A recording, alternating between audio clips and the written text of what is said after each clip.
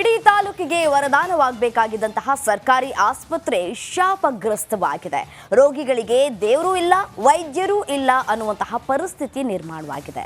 ಕಾರ್ಕಳ ತಾಲೂಕು ಆಸ್ಪತ್ರೆಯ ದುಸ್ಥಿತಿ ಯಾವ ರೀತಿಯಾಗಿದೆ ಅಂತ ಹೇಳಿ ನೀವೇ ನೋಡಿ.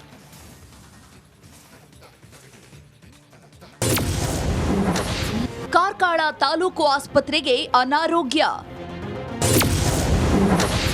ಈ ಆಸ್ಪತ್ರೆಗೆ ಬರೋದು ರೋಗಿಗಳ ದೌರ್ಭಾಗ್ಯ. ಇದು ಉಡುಪಿ ಜಿಲ್ಲೆಯ ಕಾರ್ಕಳ ತಾಲೂಕಿನಲ್ಲಿರುವ ತಾಲೂಕು ಸರ್ಕಾರಿ ಆಸ್ಪತ್ರೆಯ ಅಸಲಿ ಮುಖ. ಹೆರಿಗೆ ನೋವು, ಅಪಘಾತದಿಂದ ಮೂಳೆ ಮುರಿದ್ರೆ, ಅಗ್ನಿ ಅವಘಡದಿಂದ ಚರ್ಮ ಸುಟ್ಟು ರೋಗಿಗಳು ಇಲ್ಲಿಗೆ ಬಂದ್ರೆ ಮುಗೀತು ಕತೆ. ಯಾಕಂದ್ರೆ ಇಲ್ಲಿ ಚಿಕಿತ್ಸೆ ನೀಡೋಕೆ ಯಾವ ವ್ಯವಸ್ಥೆಯೂ ಇಲ್ಲ, ವೈದ್ಯರೂ ಇಲ್ಲ. ಇನ್ನು ಇದು ನಿನ್ನೆ ಮೊನ್ನೆ ಸಮಸ್ಯೆಯಲ್ಲ. ಕಳೆದ 8 ತಿಂಗಳಿನಿಂದ ತಾಲೂಕಿನ ಜನರಿಗೆ ಇದೇ ಗೋಳು. ಇಲ್ಲಿ ವೈದ್ಯರ ನೇಮಕ ಮಾಡೋ ಮನ್ಸು ಸರ್ಕಾರಕ್ಕೂ ಇಲ್ಲ, ರೋಗಿಗಳ ವೇದನೆಯನ್ನ ಕೇಳುವವರೂ ಇಲ್ಲ. ಸಿಬ್ಬಂದಿ ಕೊರತೆ ಹೇಳಲಿಕ್ಕೆ ಸಾಧ್ಯ ಇಲ್ಲ. ಯಾಕಂದರೆ ಇದು ಸಾಧಾರಣ ಸಿಬ್ಬಂದಿ ಕೊರತೆ ಸಾಧಾರಣ ಒಂದು 5-6 ವರ್ಷದಿಂದ ಇರುವುದು. ಆದರೆ ಮಧ್ಯದ ಸ್ವಲ್ಪ ಇದು ಸಾಲ್ವ್ ಆಯಿತು. ಈಗ ವಾಪಸ್ ಅದೇ ಪೊಸಿಷನ್ಗೆ ಬಂದು ನಿಂತಿದೆ.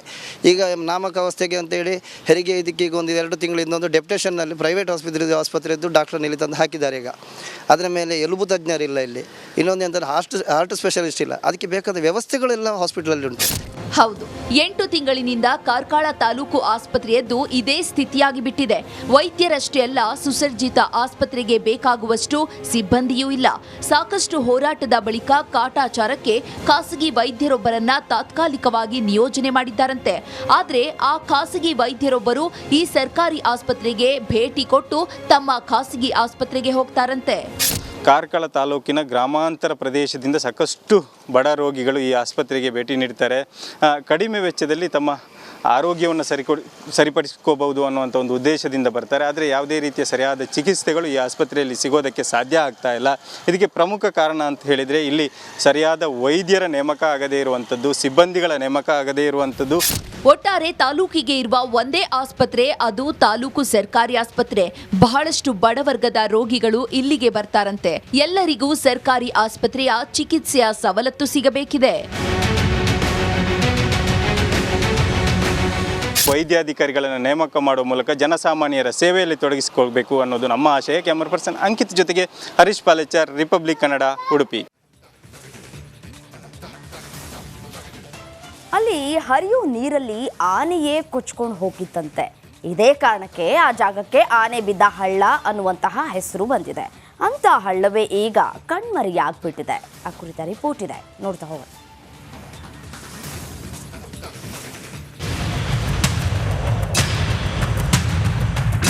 ಎಲ್ಲಿ ನೋಡಿದ್ರೂ ಬಟ ಬಯಲು. ಕಣ್ಣು ಹಾಯಿಸಿದಲ್ಲೆಲ್ಲ ಬರೀ ಬಂಡೆಗಳೇ. ಹರಿವನ್ನೇ ನಿಲ್ಲಿಸಿರೋ ಹಳ್ಳ. ಬಂಡೆಗಳ ಮಧ್ಯೆ ಅಲ್ಲಲ್ಲಿ ನಿಂತ ನೀರು. ಇದು ತುಂಗಭದ್ರಾ ನದಿಯ ಉಪನದಿ ಆನೆ ಬಿದ್ದ ಹಳ್ಳದ ಭೀಕರ ದೃಶ್ಯ.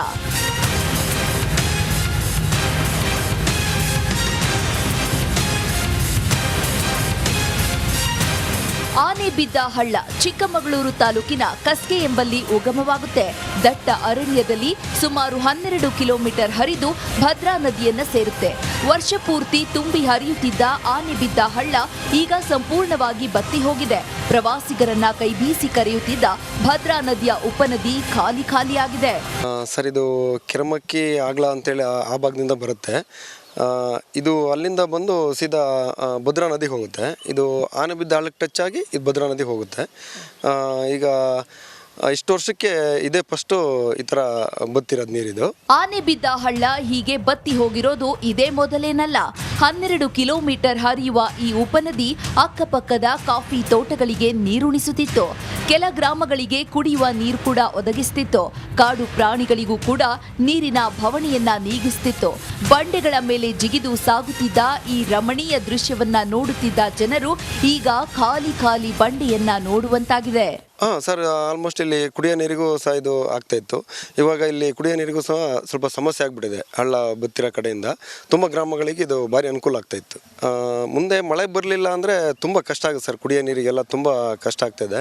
ಮುಂದೆ ತುಂಬ ಗ್ರಾಮಗಳಿದೆ. ಆ ಗ್ರಾಮಗಳಿಂದ ಮುಖಾಂತರ ಇದು ಸೀದಾ ಭದ್ರಾ ನದಿಗೆ ಹೋಗ್ತಿತ್ತು. ಹಾಗಾಗಿ ತುಂಬ ಬತ್ತಿರೋದ್ರಿಂದ ತುಂಬ ಕಷ್ಟ ಆಗ್ತದೆ ಎಲ್ಲ ಗ್ರಾಮಗಳಿಗೂ. ಒಟ್ಟಾರೆ ಈ ವರ್ಷ ಬರದ ಛಾಯೆಯಲ್ಲಿ ಮಲೆನಾಡಿನ ಉಪನದಿಗಳು ಬತ್ತಿ ಹೋಗುವಂತಾಗಿದೆ.